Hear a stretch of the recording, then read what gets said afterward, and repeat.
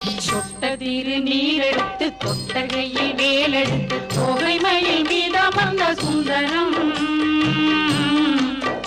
அந்த கட்டழகு கொண்டதொரு கந்தவடி வேலவனை காட்டுவது ஆரெடுத்து மந்திரம். சொட்டத்திரு நீரெடுத்து தொட்டகையில் வேலெடுத்து தொகைமையில் மீதமர்ந்த சுந்தரம் அந்த கட்டழகு கொண்டதொரு கந்தவடி வேலவனை காட்டுவது ஆரெடுத்து மந்திரம்.